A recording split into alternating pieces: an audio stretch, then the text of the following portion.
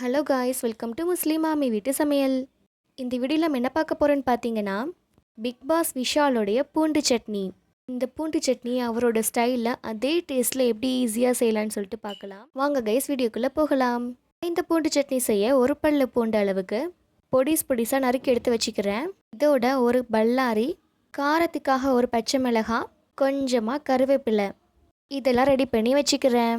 இப்போ பார்த்தீங்கன்னா அடுப்பை பற்றி பேன் நல்லா சூடாகி வரும்போது நான் தேவையான அளவு எண்ணெய் ஊற்றிக்கிறேன். எண்ணெய் நல்லா சூடாகி வர்ற இந்த டைமில் நறுக்கி எடுத்து வச்சுருந்த வெங்காயத்தை இதோட சேர்த்துட்றேன். இதோட நான் நறுக்கி எடுத்து வச்சுருந்த பூண்டையும் சேர்த்துக்கிறேன்.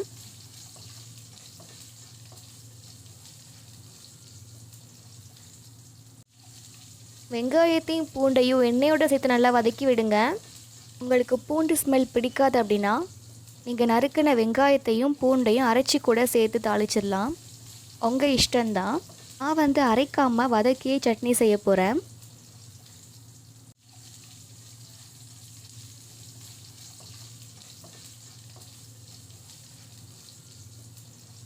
வதங்கிட்டுருக்கிற எந்த டைமில்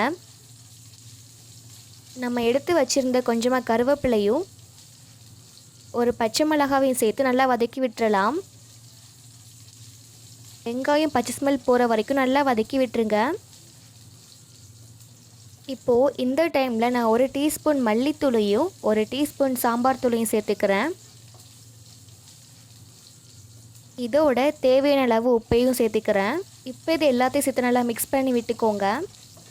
நீங்கள் எக்ஸ்ட்ரா வேறு எதுவுமே போட தேவையில்லை, சாம்பார் தூள்லே எல்லாமே அடங்கிடும்.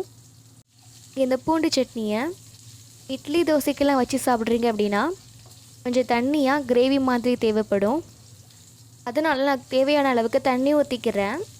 சும்மா தண்ணி ஊற்றி எல்லாத்தையும் நல்லா மிக்ஸ் பண்ணி விட்டுருங்க. இப்போ பார்த்திங்கன்னா எல்லாமே நல்லா கொதிச்சு வருது.